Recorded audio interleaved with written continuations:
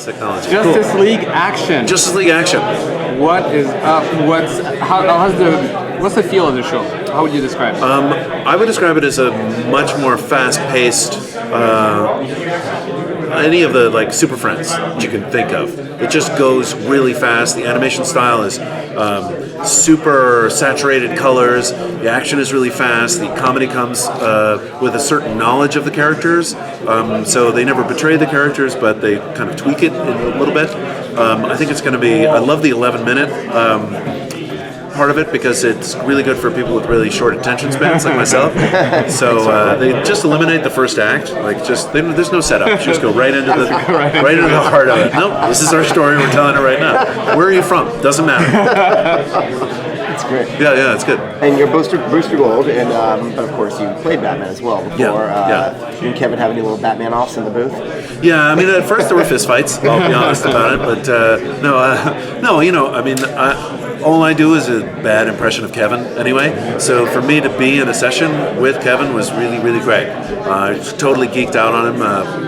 You know, the first time that we had a session, I took a picture with him and then tweeted it, but then I realized I'm not supposed to say anything about the show because it was before it was released, this thing. So I didn't even know what to say at that point. It was already out there. But no, I'm a huge Kevin fan. So recording with the real Batman was really great for me. I was really happy. Yeah. Awesome. Yeah. Is Booster bringing more of the kind of, there's a light comedy in it? Is he bringing more of the comedy? Yeah, Booster was a lot of fun to play. They gave me a lot of room. They let me improvise. A lot of what I did was in there, and so I would go to lunch beforehand, and I would have way too much tea at lunch. So I would just come in, and this is me on 3 right now. I was on like 8. So Booster talks really, really fast, and it's going to be definitely my own spin on Booster, but a lot of these guys are comedy writers, so they knew just where to go and have good setups, and he was a lot of fun because Booster just has to be fun. You know, he's a little kid having a good time with superhero gear. You know, it's like, what if you give a child a suit that can do amazing things? And that would be really great. Yeah. Could Booster take down Superman? No, Booster probably couldn't take down Superman. Superman, you know, there's always the argument, why Superman? Because he's got the superpowers, and how do you ever beat him? And that's the only thing. So no, Booster doesn't carry in his outfit any of the things that Batman does. I mean, like I don't know if you saw our episode in the sizzle reel afterwards. Like Batman carries all kinds of different types of. What am I trying to say? You know, the what? Gadgets? No. But where Superman is from. Kryptonite. Here's all different types of kryptonite, like a kryptonite ring. And these guys are so funny. They're like, why did you even make that? You know, it's so funny. But no, Booster could never be. He can never beat Superman in any real way. He doesn't have any kryptonite. That's what it takes. Is Booster as famed for years he's been in previously? Oh yeah, he's totally all about that. He's always taking selfies with Batman. That's really funny. Yeah. Anytime he's around Batman, like he's blogging the whole time. It's like always on his phone. So he really idolizes Batman. That's the pitch of this. Is that that's the slightly different angle that they go in, and I actually really liked it. He has a total hero worship about him. We actually, the most interesting episode that we have, the full-on Booster episode, is that the two of them are paired up, and Batman shows him the responsibilities, how to be a real hero. And so it's a great storyline because there's this child who wants to pretend that he's a hero, and Batman tells him what the responsibilities of being a hero really are. It's a good story. Do you know when that episode comes up? No idea. I just show up. Do a little talking time. Do you do one episode at a time or a whole batch?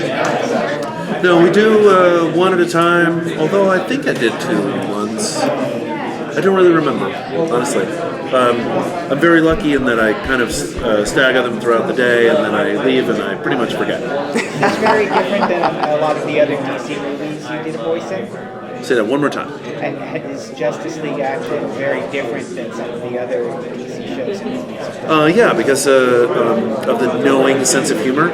DC, well, DC television is pretty good about having a sense of humor. The movies have no sense of humor whatsoever. So, I mean, really, grim stories with guys in tights. I don't care. But you wouldn't think that would be funny at all.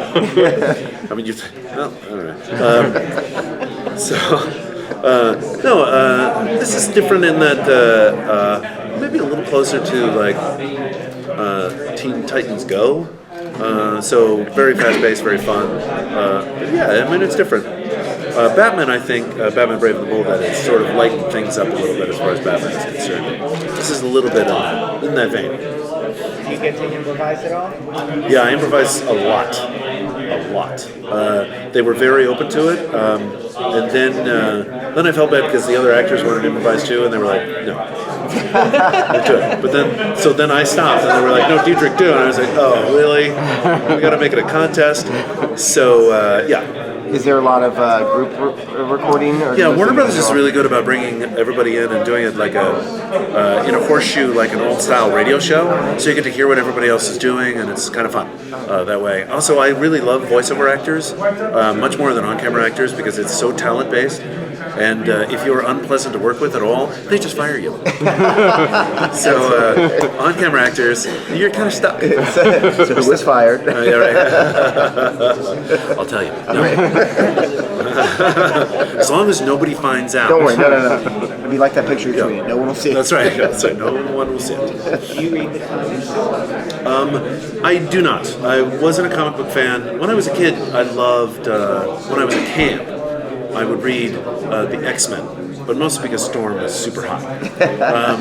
But if I brought comics home, my parents would throw them out. So, I come from a family of all academics. So I'm the only kid in my family without a PhD, for example, even my extended family. So being the idiot of the family, they wanted to keep that stuff away from me as much as possible. So the result of that was that I never really formed an allegiance with any particular comic. I did love, when I was a kid, we lived overseas, and I loved Tintin and Asterix and Lucky Luke. Those were I was allowed to read because they were French. Somehow, they're still comic books, but anyway, yeah. Anything else my parents threw out. My son, however, is one of us. He is really a comic book fan, I mean, the day when I gave him the action figure of Batman Brave and the Bold, and I told him he was the first kid in North America to be holding the action figure, it was like he had ascended to heaven. That was it, that magic moment. The clouds parted and the sun shone. He was like he just had a heart attack. And, yeah, it was great. How old is your son? My son is, wow, look what you've done with your lips. That's really cool. My son is now 12. And still, today he came as the Word. Oh, really? Yeah, which is a DC guy I didn't know. But then, the minute you say he's the Word, he'll say he's the second iteration of the Word. Just to make sure that you know, not only that he's the second iteration, but this he's a total, I have no idea, but that he's a total comic book geek. So just to get his bona fides right out there. Down pat. Oh, yeah. Yeah, like when we travel, I tell the kids they can take one book. They can take their Kindle, but like preferably a paperback, but I'm not carrying like a ton of books around. They're heavy. So he'll come down with the DC encyclopedia. He's like, one book. Okay, you found the loophole there. Well done. Yeah. Hoping for War and Peace, but all right. Yeah. No, true story. He'll come down with the encyclopedia of DC. Yeah, we've taken it to Italy and Scotland, Ireland, France. All over the place. Belgium. Does he quiz you on Booster Roll? No, he knows I know nothing, so there's really no point in doing that. Yeah. Load up and borrow it. Do you ever crack yourself up in the booth sometimes? Shamelessly, yeah. Sometimes I do crack myself up. When they allow me to improvise, sometimes I'll. Yeah, I mean, the thing about improv is once you pass the Rubicon of really you have planned nothing and you run out, and then You go a little past that, and it's not quite as funny, and then you get to that golden moment where your brain is communicating directly with your mouth, and it just is going, and you're sort of watching it from like a distance, and you're like, oh, that is funny. That's when it's really good. That's when it's really good. You don't hit that all the time, but it's good. It's sweet when it happens. So, Yeah. do you have a message for the fans of Justice League as they get ready to watch this new series? Yeah, I would say buy the products advertised. Yes. Yeah, and the action figures, and ask for as much as we can do with merchandising. Yeah. Push your goal as possible. Yeah. No, watch it. I think everybody's going to like it. We don't betray any characters, and these guys are real fans, and I think it's going to be a little bit of a mashup for everybody. I think it's going to be super cool. Yeah, I was happy to see the show today because we don't get to see anything. That's one of the things people don't understand about animation. The actors, they just sit around. We don't see anything. So to actually see it was really cool today. Yeah.